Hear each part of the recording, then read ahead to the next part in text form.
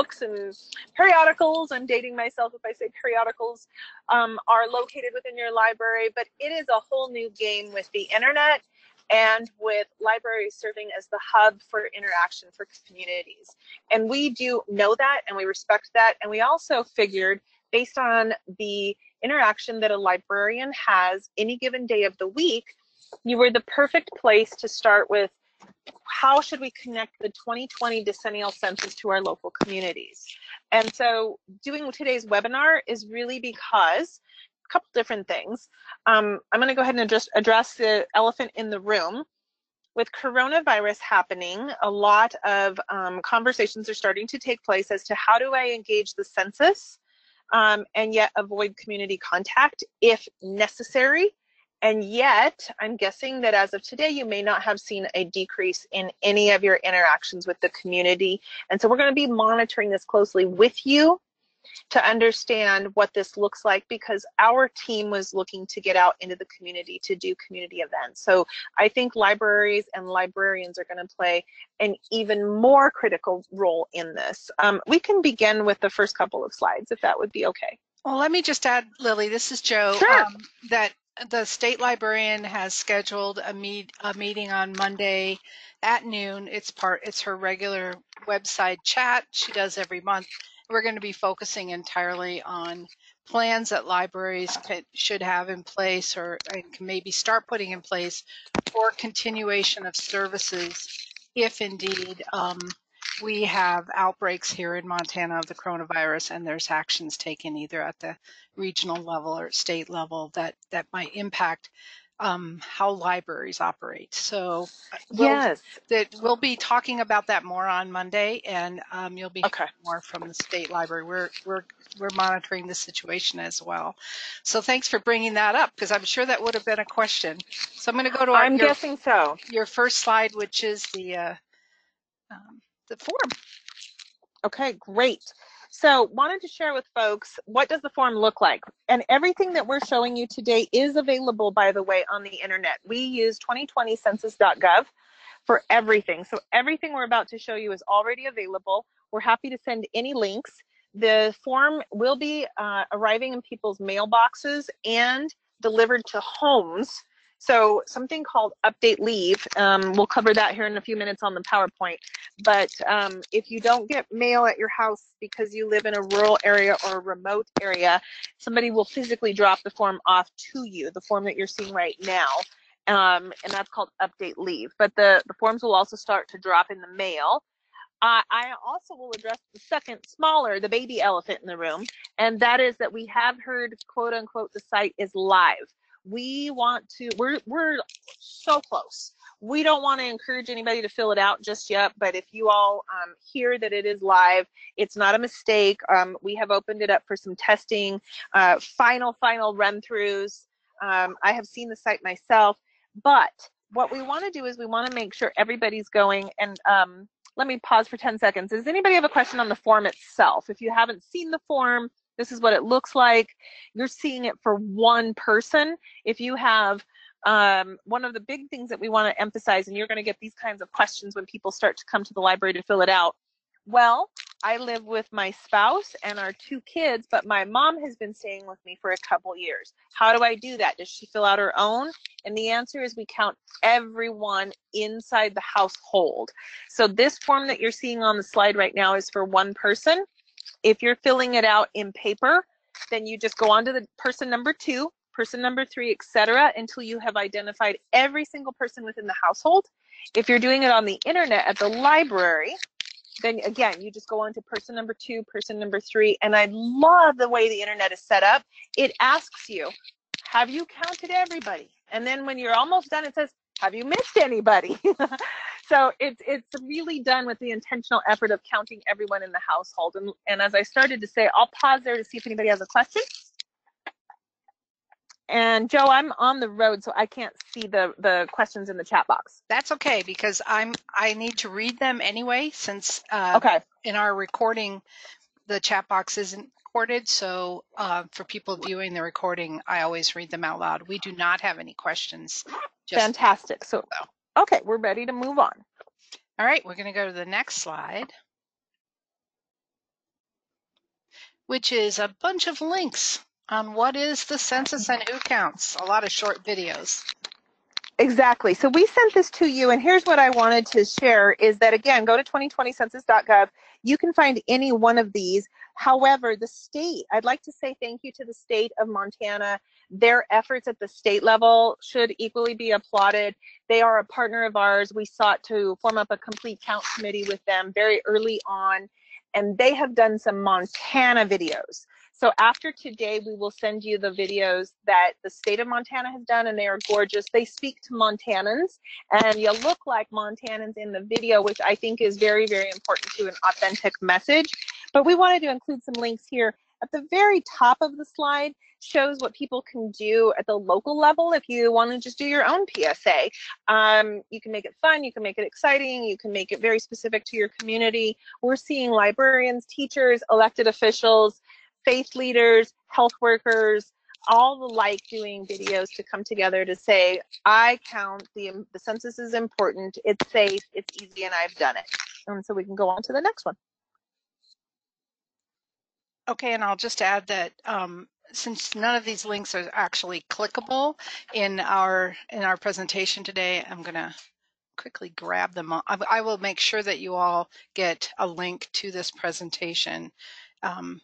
Anybody who's attending live, and anyone, no, that's just the way that GoToMeeting works. It's nothing you did. And I can, I'll just make sure everybody has them, or you can go to the recording from today's session, and all these links will be listed in the description for the recording. Okay, on to the next slide. It's a mission for our country. There you go. And I'm not going to spend a ton of time on this one. I want to say that we are trying to make sure that you have some answers at your fingertips in case somebody asks you questions and a Census Bureau employee is not with you. This is a mission for our country. And if you haven't heard me talk about it, I'm pretty darn passionate about this. I've never served in the military, and I have all the respect in the world for our veterans and those who've served in the armed forces, because this truly is the one way. I was sharing this with a Lyft driver today, and we were having a conversation downtown Denver, and he says, yeah, but isn't this just for people who, and he had specific questions, like 3 or 4 plugs, like, what about this person, what about this person, isn't that what you do? And I said, this is the one thing that we do for our country, that we recognize every single person that's in the country, and whether you speak English as your first language, whether you're female or male, whether you're a documented citizen or an undocumented citizen, whether you're tall or short, or you love sports or you don't love sports, it doesn't matter. We count everyone. And the reason we do that mission for our country is that the Constitution mandates that we do it. And the reasons that we generate a count is to provide resources. Number one, a voice in the House of Representatives. And I can guarantee you, if you were hearing from the State Complete Count Committee today in Montana, they would say, we want our congressional seat back. And our team does not make any guarantees that we're going to get that, but we're going to work every single day as hard as humanly possible to get that seat back. Again, making no guarantees. Every person must be counted to make sure that we have the accurate representation in the House of Representatives for Montana for that. Additionally, there are billions of dollars at stake. So $675 billion from the federal government goes out to the local states and to the states and to the local communities every single year. That number is so big that I have to always emphasize it's every single year that we divvy up that money. And when I've been in rural America, one of the things I really think is important that I hear from our local partners is they say to us, well, what happens to that money if we don't get an accurate count here? Well, we don't save it in a savings account. It doesn't get put on hold just in case we miss some folks in Montana. It goes elsewhere. It comes out into the state. So we want to make sure that we get that accurate count for Montana. Joe, unless you have anything to add, we can move on.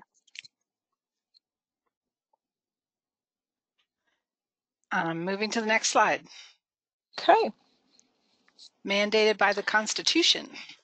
I think I covered some of this. And so one thing I will say that I didn't speak to is that redistricting is also a part of what the Constitution does. Yes, but what the census does, we at the Census Bureau, we don't do redistricting, but the states do. And so we want to make sure that folks understand that redistricting is a part of this.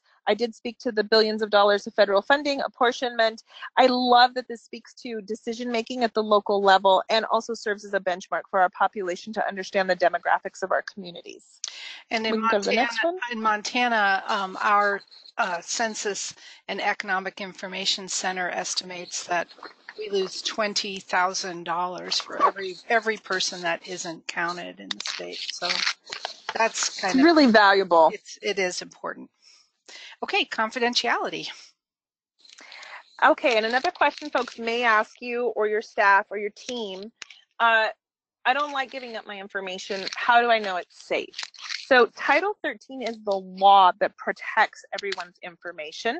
Additionally, if you do have an event, say to host an event where people come in from your community to fill out the census, and Colleen or I are there, or any other member of our team, or people from our office staff have come out to help people fill out the census, they are sworn for life to protect this information. It doesn't finish the day that we're done with this job. It finishes the day that I was at a training last week, and I just had to chuckle because they asked everyone in the room, and they're brand new trainees, and they say, how long is this protected for? And this cute little veteran sitting in the front row, I'm guessing he was late 70s, and he had on a Vietnam veteran hat, and he says, death.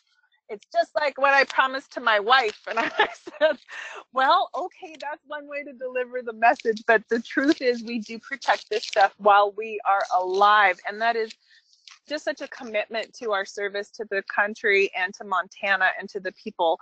But additionally, I would say, if y'all are familiar with Ancestry.com, that information is not released from the Census Bureau for 72 years. It's safe, it's protected, it's encrypted on the internet.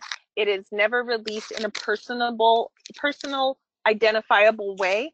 It's released in statistical format to the White House at the end of December of 2020 and back to the states, and so that we have, again, that snapshot of what our country looks like.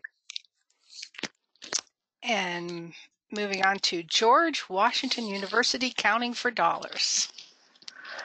So we wanted to include this because I think it's going to be important that everybody understand. You've heard a lot of different numbers. You're going to hear $675 billion from a census staff. You're going to hear the numbers that come from the state of Montana. Suffice it to say, it's billions of dollars. But why I plugged this in here and thought it would be important for you all to hear about the George Washington University study is that Dr. Romero at the university has done such a fantastic job of an in-depth conversation about what does the census do for local communities. And he has a 7-part series that's available on the internet that talks about the federal programs that census dollars come back into your local community to serve people in the community. This can be farmers and ranchers. This can be mothers and infants and children. This can be college students. This can be seniors. This can be all kinds of folks, schools, hospitals, roads, bridges, anything that you touch throughout the day likely has been touched by census data and or census dollars. And that's what this study speaks to. So if on your own you'd like to find some more, we put in here on the right-hand side the snapshot of what his first study looks like that speaks solely to federal programs, but there are grants and there are community enhancements that come also from this. And the very last study he just released, which was study number 7, speaks to the overall picture. And he said he uses the number of trillions of dollars. So again, suffice it to say, nobody has a right formula. We're all using different formulas of how we get to our specific number we use, but it's billions of dollars at stake if we don't have an accurate count. Okay, great. The questionnaire we did show you at the very beginning. Timeline. Let me go over this real quick like that. We start this week. So folks, you will get, if you get mail at your front door, an invitation to participate very shortly. If you don't get mail at your front door, you can wait for it. It has a specific number that identifies your household on that form. But if for any reason you would like to go ahead and fill it out, but let's say any of you on this call are curious to fill it out Thursday, March 12th, when we go live, you don't need to wait for the identifiable number. And even when it comes to you at your home later with that number, you're still okay because it's associated with your home address. And let's just say you have a quirky address that doesn't say 123 Main Street. Maybe you live on Highway County Road number 62. You can input that into our system and it'll still catch it so that we identify that. The questions we did show you, it's very simple. It's not very invasive, although some folks would say it is. I thought it was very interesting the other day. We did a class in person and somebody said, well, what is the most, why are people so worried? She said, the thing that you ask that I think is most invasive is you want my phone number. And the whole room kind of chuckled because they said, no, the most invasive is your birth date. And so you can see everybody has a different takeaway, but essentially it's your name, your address, your date of birth. And then I saw it the other day and I had to chuckle because coming to grips with my middle-agedness here, I plugged in my birth date and it automatically told me I was 48. So I said thank you and moved on. It also asks your race, your ethnicity, how many people are in your home overall, and I think, did I cover everything, Colleen? I'm trying to do this from memory. I think I got it. And then at the very end, you click that you're done, and it gives you a printout of your confirmation page, essentially. It gives you a number to show that you completed your census. So how to respond? 3 ways that we want to encourage response: paper, internet, and phone. Language support. Some folks may, I don't have the map in front of me for Montana. I can't imagine, except for maybe Missoula, that you might see some Spanish mailers, but most folks will see the English mailer. When you go online though, and I'm thinking of folks in Billings, in Bozeman, and Big Sky, if folks have, and again, Missoula, if folks have other language needs, especially Spanish, you can change the entire website. Up in the upper right-hand corner, there's a little drop-down button. And then when we go live on March 12th, the languages actually appear. So you don't have to speak English to understand how to switch it into your own language. You literally see your own language, and it changes the entire website, everything on the website, into that specific language. And there are 13 other languages, 12 other languages other than English. But just on the off chance you get somebody in your library who speaks a different language that's not covered on there, we have 59 languages covered in our language guides. Let's see, questionnaire assistance. We will also, and then I just skipped 2, so I will come back to those. Questionnaire assistance. We will be doing events, and when I say we, I mean Census Bureau staff will be doing events across the state of Montana. And we know that you are doing what we call Be Counted sites, which was really incorporated by the State Complete Count Committee. And we're so excited that they sent you information and kits. And the state really took the lead on getting that information out to you directly. Let me just jump in here. Sure. There will be a lot of materials that we're actually planning to distribute at the Montana Library Association Conference. This starts on April 1st. And because a lot of our libraries are doing activities during Library Week, which is April 19th through 25th, and we'll be doing statewide promotion on check your local library during Library Week. So fantastic. Joe, this is Colleen. Many of the very rural libraries that I've been to in the last couple of weeks aren't going to be able to go to this state library conference. Right. Is there a way how will they Yes. get those materials? Well, we're going to talk about that at our Census Champs meeting tomorrow, but they should just check in with, some of the materials will be distributed at Federation meetings that are scheduled between now and then. There's one in coming up in Butte, the Broad Valleys Federation. That's for southwestern Montana. And then there's another one happening, and I'm forgetting which one it is, on the same day on Saturday this week. But if you can just ask someone who you know is going to the library conference to pick up your kit for you, that's perfectly fine as well. We'll be doing our usual thing that we do at libraries, asking people to pick things up and drop them off on their way home. So just check around with your neighbors or contact me or one of our library consultants and say, I'm not going to be able to come. Can you give my stuff to, you know, somebody who's kind of going to be driving by your door or nearby that you can pick it up from. Okay, thank you. We have a slide at the very end with everyone's contact phone number, the team that Colleen mentioned at the beginning. I think it's at the very end. Please take note of their, and I think Joe actually said she's going to email this slide out, so disregard. When you get questions, if you happen to be on the phone today and you are one of those folks who is not available to attend the conference, I like that Joe is giving a plan for everybody, but also I encourage you, please don't feel like you're bothering us in the slightest. Call us, send us a quick text message, email us. If you have questions that somebody comes in and asks you and you're like, you know what, I've read everything and I've looked at the website, I was on the webinar, I went to the state conference, or I talked to somebody who went to the state conference and I still have a question, that's what we're here for. We are working for you, so please don't hesitate to reach out to us as well. Very briefly, the mail strategy. I'm not going to go into hyper detail on the mail strategy. What I will say is there are multiple attempts from the US Census Bureau to folks who will get this via mail.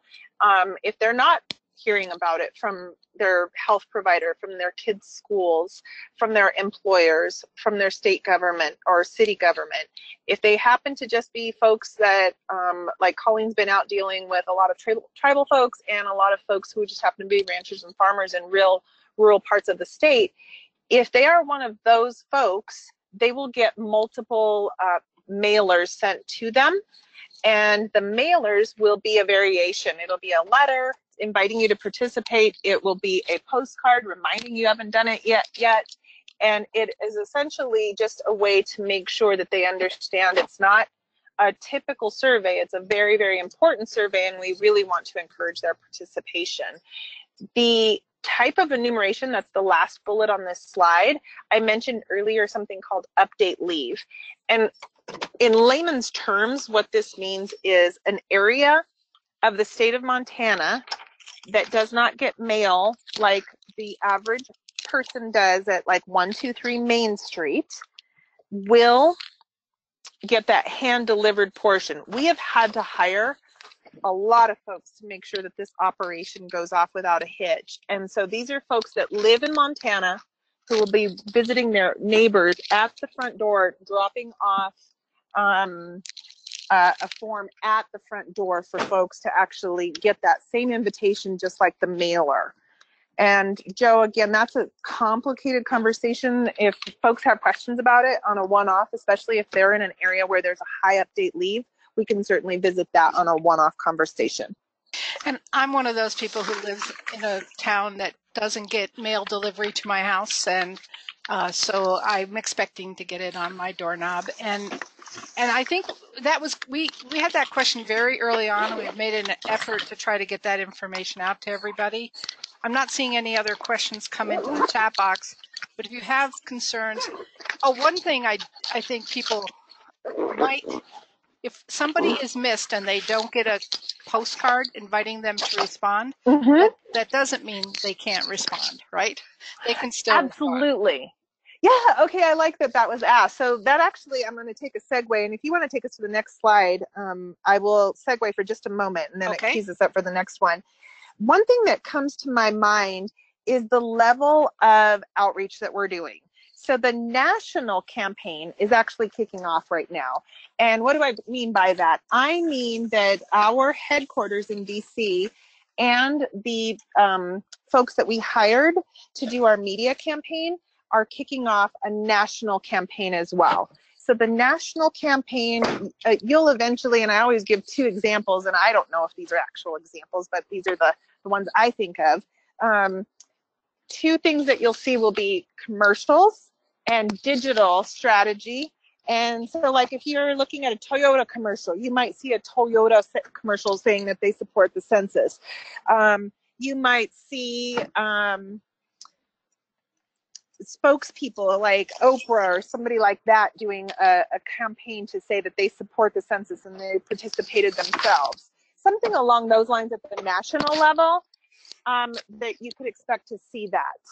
But the state level is where Mary Craigle and her team have come into play. And Mary is then we have the local level. at the state census and economic information center. Just in case Correct. you don't know who Mary Craigle is. Thank you. That's okay. And so the local levels, our team has built up what we call complete count committees everywhere. And that's what's really where you see the rubber meet the road, so to speak. And we do have a question, and it's a good one. Our representative from Flathead Valley Community College wants to know how you're going to count dorm students. And you actually do have a special process for counting people who live in these kind of residentials, not just dorms, but like nursing homes. We do. Like that. We do. So it's called group quarters. So the Census Bureau will be counting everyone who lives in a non-traditional housing unit for group quarters in an earlier process. And that process kicks off April 1st. And Colleen, feel free to correct me. Like I said, I'm doing a lot of this by memory, and goes through June 12th.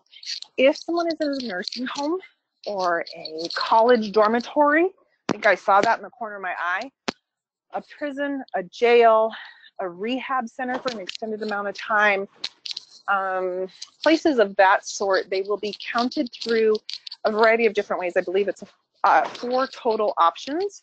It's where we have already started our outreach, and we've called all of the universities and we've called them and said, how do you want to count all of your students? Because I actually have a cousin who has a buddy still up there in Bozeman. So if they're from Colorado but they're going to school in Montana, guess what? They're counted in Montana. They're using your roads and your systems and your networks there and your health facilities and your university. So we want to make sure that the resources go to the appropriate state. So that's what group quarters is. So this is Joe, my question, does a Hutterite colony count as a group quarter? I'm going to let Colleen answer that because this is her favorite topic.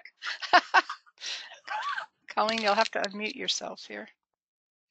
Technically, maybe not, but what we've recommended is that they are counted as group quarters, where they have a central person that gives us the information that we need. So we're kind of working through that, but we would like them to be counted as group quarters, because if we try to go in and count them by household, it's, they're just not in their homes very much.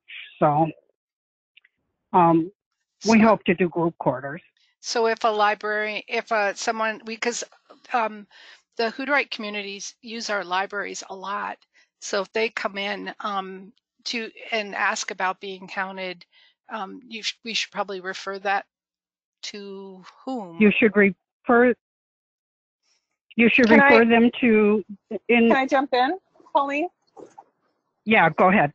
Okay, my apologies for jumping in, but I am going to jump in on this one. So I like this question that's coming up for this call. If they come in and they want to fill out their census, go ahead and let them fill it out. However, they are going to be counted through this group quarters process. And here's what I just said. Go ahead and let them fill it out. Getting an undercount is what we're very concerned about. If we have an overcount or duplicate record, we want to actually we'd rather have that than an undercount when somebody gets missed. Colleen's process and the process that we've been working very hard on with this group of folks is going to be an amazing way to make sure that they are not undercounted as they were in 2010. But the Census Bureau has that information, again, by addresses, where we can filter that out and clean that up on the backside, so to speak, through our quality check. And I believe I might be a little off on these numbers, but it was under 40,000 that we had for an overcount in 2010. But we missed almost 1 million children nationwide as an undercount. So you can see the distance or the difference between an undercount and an overcount. So if they come in and they say they want to fill it out, it's okay. it's going to be just fine. Thank you. It's very good. I know I've had that question come up and I wasn't quite sure of the answer. So are we ready? You're on important dates. Have we completed that Yeah, I slide think or? we've kind of covered this. So I just want to highlight again that we will conclude our count July 31st, 2020. All information goes to the President and the White House on December of 2020. All of the redistricting information will come back to Montana on March 31st, 2021. And in case you haven't heard, we at the State Library am working with our census champions, and these are just people that librarians have told us this is our contact person at our library for census information, and I've been communicating directly with them, so I'm not peppering things onto the statewide listserv all the time. It just makes sure that people don't miss things. So we created this Census Champions list. It's not too late to get on that list. You can just email and say, put me on that list, and I'll do that. But I want to just mention that they came up with the idea early on that we should have a It's Not Too Late to Be Counted day at the library that will coincide with the start of summer reading programs at libraries, where you get to see a lot of families and children, and those children are an undercounted group as well. So we picked June 3rd for that, and we will be doing some separate promotion and activities around that date statewide. So Fantastic. okay, we're on to questions asked. Okay, so I'm going to draw your attention to the right-hand side. We've covered the left, but I especially want to draw your attention because Montana, along with a handful of other states, has already received a political mailer that is very confusing if people don't speak census all day long, every single day, like Colleen and I do. So we will never ask for a donation. We will never ask for your political affiliation. We will never ask for anything on behalf of a political party. We will never ask for your social security number or credit card information. That's not what we do. I go back to my line that this is in servitude to the entire country. And so if people come into you and say, but I got this form and it says, fill out your census and give me $5 or $30, let them know. And that's why we cover the timeline with you. That's why we cover these questions that we do ask, and those are on the left, which I'm not going to review again for the sake of time. But let them know that that's a political mailer, and it's up to them if they want to participate. It's also not illegal that they've received that. But the Census Bureau has been asked to get out information that's accurate and correct and get ahead of misinformation or disinformation. And so what's tricky about that form is it has the word census on it, and some people will think they've already filled it out, and then it gets to the bottom and it asks for money.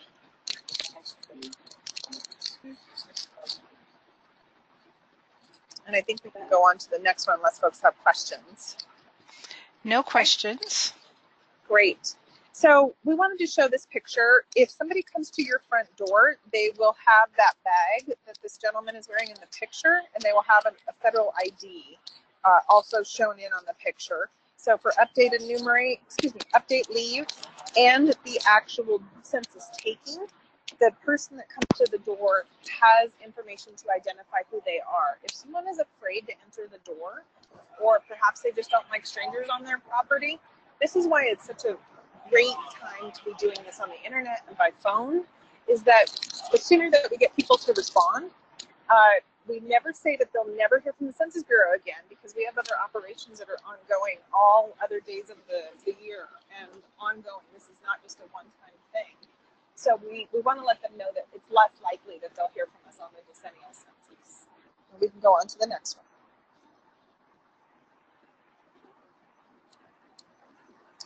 And I actually already covered all these, but if you want to, when you get this, take a look on the left. Those are the other languages that will be covered on the phone and the internet. Your next slide is language assistance sheet. So the Census Bureau staff will have these, again, in 59 languages. We will be able to show people if they walk up to us when we're doing events with you. We'll be able to actually show them these other languages and pull this out, and it just really in-depth coverage of what each question is about and why they're being asked this. And we can can go on to the next one. Your mail strategy, Great. Lily. Yes, I knew this was in there somewhere. I couldn't remember, but I like that this is in here because y'all can actually see the dates. And again, Joe's going to send you this information, so I'm not going to rehash it. I think we've covered it, just to give you an idea. But you can see that there is an internet choice and an internet first. That's our language for do they have access to the internet or are there broadband issues? So we've taken all that into consideration with this mail strategy form. But the big plug, the big takeaway, we go live on the phones and the internet this Thursday. We can go on to the next one. We've got a map of Montana with Yes. it looks like a checkerboard map. So I'm guessing many of you on the phone right now are looking and identifying which county you're in. This is the little lines that you see are counties for the state of Montana. And the yellow that you're seeing is that update leave I've been talking about, that we had to hire folks to actually physically walk to people's properties. So if you look at this map and identify where you are, that's update leave in the yellow. That means that every property / household where we've determined that there's a household in that yellow needs to be contacted in person. Everywhere in the blue will get a mailer that we've already talked about. And we also have a map that shows broadband coverages, and most often than not, you'll see extreme similarities in that. We can go on to the next one. Your sample invitation letter. So just as a matter of yesterday on 2020census.gov, we actually put up the envelope, we put up the invitation letter, we put up a little bit more information. This slide is about 3 weeks old. So we do now have more information that you can actually see the envelope, and we'll get that to Joe here in the next couple days. But this is what the letter will look like when it says, please participate in the census. This is the invitation. Next one.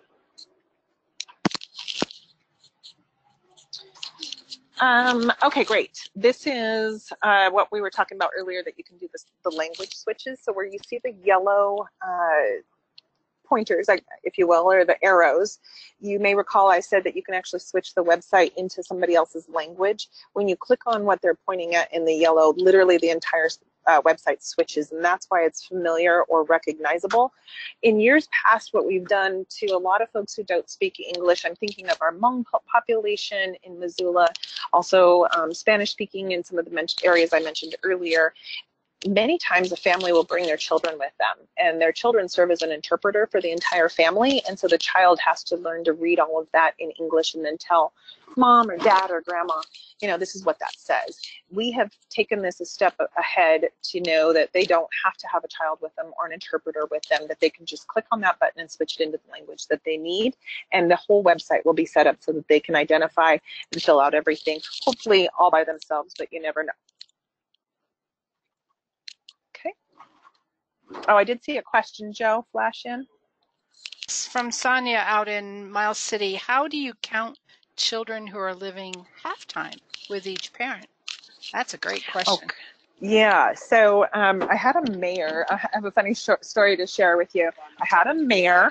I couldn't believe it. He's super supportive, not in Montana, so that's why I'm going to share it. Super supportive of the census, everything we do. He's great. He's fantastic. And then, if you can believe it, at the very end of a presentation, we'd already been working together for months, he said something to the effect of, well, just so you know, my wife and I split the kids, so how are we going to do this? And I said, so I tried to avoid the conversation of, you know, it's not like your taxes. It's not who's getting credit. We just want to count the entire country. And so I said, well, I'll tell you what, let's make it easy. Who has them on April 1st? And he caught me off guard. That's why I shared this story. He said, well, I'll have them in the morning and she'll have them in the evening. I've already looked. That makes it complicated. And it just was like this thing that was like, okay, I think you want to make this complicated. And so I said, you know, I'll tell you what, I said, why don't you just make a decision or an agreement between the two of you? And he made it abundantly clear that there's nothing easy between the two of them. So this is challenging. We have a 4-page document with microscopic font about residency rules. And I can tell you that it's very challenging to identify who should have the the wherewithal or the authority to claim the children. And it does get complicated. It really does, because folks sometimes think that it needs to be complicated. It doesn't. We need folks to just to pick out somebody to fill it, designate. One house or household or the other. It's easy if the kids are at one household on April 1st for the entire day, then they should be Exactly. that household. Well said. Well said. Okay. I'm actually getting into a security line here. So we have covered group quarters. Yep. And group quarter, and then we've actually covered this. So let's move on to the next. We've done pretty well. Yeah, we're doing great. Questionnaire assessments. Yes, and that I will be. I'd just like to talk real quick, if I could. Sure. This is Colleen. I have been going to many of the rural counties this last couple of weeks, and I'm meeting with county commissioners and the library staff or the librarian, and we really want to get the word out. So we're picking a day in a lot of these libraries. We're picking a Be Counted day, and the library will be the center focal point. And we're going to put out some advertising and posters and that kind of thing to really get the word out that it's time to be counted and just have a celebration on a day. So I've done that in several counties, and it seems to be working. It's going to work very well, I think. And some of you might have already know about that. If you know if you have information about what you're doing in your local community on a certain day, it's really helpful if you share that information with me or with Jenny at the state, because then we might be able to help you get your materials and that we have for you, and also maybe help with getting promotion out. So keep us informed. That'd be great. If you're doing stuff. Yeah. So I've got a list started, Joe. I can just send that to you. Oh, I'd love that, Colleen. Thanks. Excuse me. So the questionnaire assistance sites, you may see some of us come and do events with you at your actual locations. So that the goal of the MQA or questionnaire assistance site is actually to increase our self-response. That's the goal of it. Shall we go to any questions? Great. I will also share the 800 number when I follow up with you guys as well, the 800 number to call for assistance. All right, we're up to a knowledge check, true or false. If you don't want to answer online, just wait a couple Joe, weeks. if you want, yeah. That's true, actually. Great job, great job. And we're gonna scooch. So I'm gonna have Colleen. Yep. I'm gonna have Colleen take over for a couple minutes while I go through security. All right. That's all. Hashtag this is a census. All right. So we're up to part 3. Colleen, let's get after it. The role of CCCs, the role of other partners. So do you want to take that on? We may have just lost Colleen, actually, because she is. No, I'm here. There she is. Okay. I'm here. I was on mute. Yes, like I said, we're partnering with, well, I'll just give you an example. Like in Great Falls, Cascade County, the CCC has decided to do a big kickoff on April 1st, and we're having the library be one of the Be Counted sites and kickoffs for April 1st. And there's lots of people in the community, everybody on the CCCs, they're doing a press release. They're going to do a big event. It's going to be great. And there are many communities that are doing that. It's kind of like everybody's got to be front and center to make sure we get this done. And we are relying heavily on the library and the library directors and the staff to get the word out and to make sure that we have support for people who want to do it online. I'm going to move us along to the next slide, which is on outreach and engagement in your county. And you already talked a little bit about local complete count committees. And I know that some counties are a lot more active than others. Some areas have multiple complete count committees. And I know that some of the people on our call today are already active with complete count committees. Is there anything else you want to add about that, Colleen? It says here something about schools campaign and communications plan. We can Yeah, our skip that school one. campaign. Oh, sorry. Go ahead. You What's can that? talk about it. This one was little. Colleen can't see it, but why don't you talk about statistics in schools? And Joe, we can actually skip the slide. Okay. Then we're up to our slide, census resources available for free at the 2020 census.gov. So everybody should write this down. I will add the link to my list that I send you later, but it's a good one to just go visit right away. Mm-hmm. Yes, I was just on there to see if there was a link, if it was live yet. I didn't see there was, but one link that I did see on there right towards the bottom of the front page is there is a video. If I was a librarian and I had somebody come in and they were very confused, I would sit them down at a computer and I would let them watch this 3-minute video on how to fill out the census. I shared that link to Wired last week, and I will make sure everybody here today gets it. It is a really good video. It really is short. Yeah. Covers everything, and kind of takes the pressure off the librarian of having to answer a lot of questions because it's all right there. Yeah, that's what I would do. I would sit people down, let them watch the video, and then say, "Are you ready to fill out your census?" They're going to say, "I'm ready, and I don't need any help." Yes. And this is not the right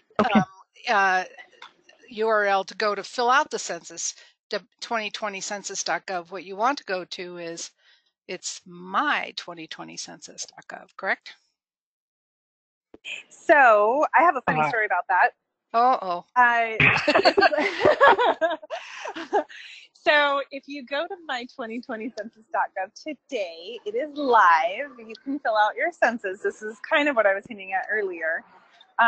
We want everyone to go to 2020census.gov. Here's why. We don't have that. When you go to my2020census.gov, it takes you straight into the questionnaire. If they go to 2020census.gov, you have those other options that we've covered in the languages. And you have also a plethora of information at your fingertips. So it's not wrong to go to my2020census.gov. Correct.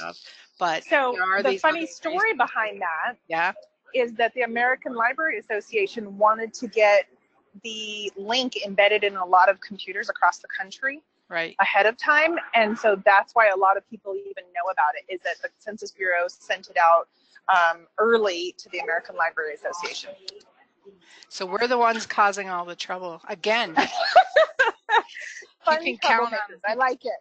All right. We're up to save time, save money. No need to recreate the wheel, repost, share, and retweet. Then it's just got all of your Facebook, LinkedIn, Twitter, and Instagram links, which I will share with everybody afterwards.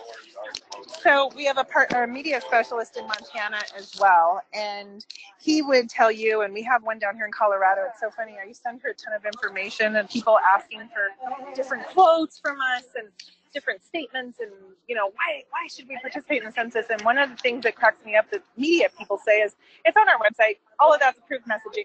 Copy, paste, retweet, repost. So anything that you're looking for, I would tell you, I find our LinkedIn page to be really helpful.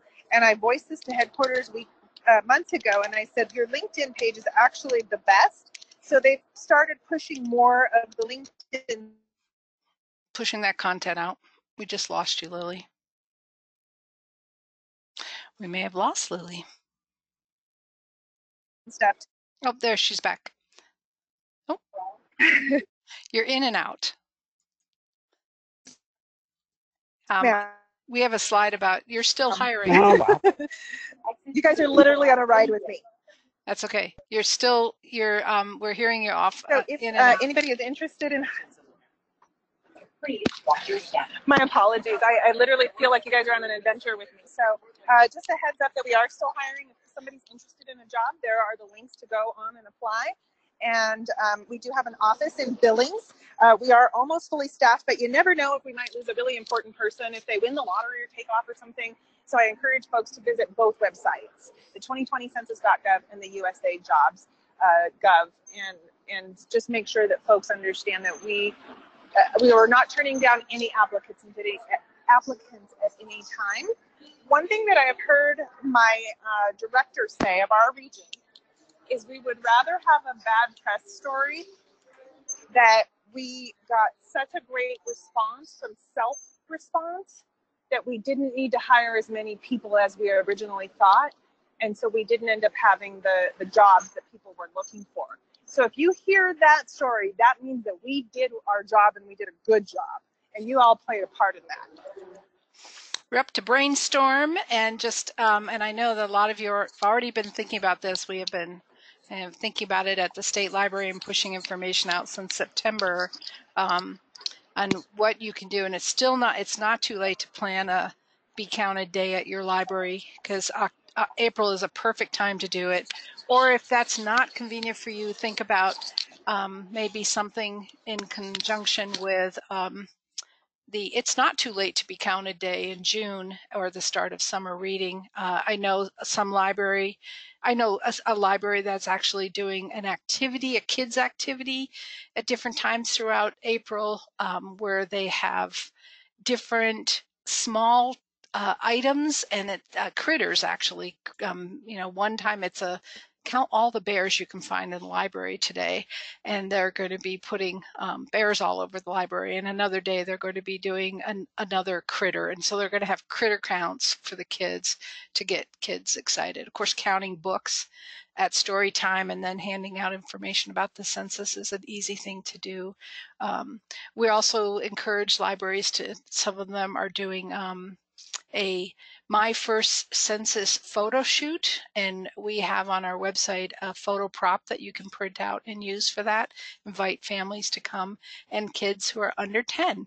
This will be their first census that they're counted, so you can invite them to have a photo. So there's lots of good ideas, and these are just, if you have any, we're getting too close to the top of the hour to do much sharing, so I'm going to go on to the other next slide, which is just the Montana Partnership Specialist contact information, and I will share these links, and then the last slide is the list of all of our Montana Census Partnerships specialists. So Colleen is here on the call with us, but I know Jerry Busey I've worked with quite a bit, and I just met Johan today, because Johan sent me the slides, and I haven't met Chance yet. So I'll make sure you guys have all this contact information. Any other questions before we end the session here today at 2:59? It was kind of a wild ride with you, Lilly. Thank you for taking the trip with me, so to speak. This is, Colleen knows this already. This is what we do. It's pretty busy. Yep. We go everywhere and we do everything, and Colleen's pulled over on the side of the road somewhere so that she had Wi-Fi and cell service, and we'll be all together tomorrow, and this is just what we do, and we can't say thanks enough to you, our partners.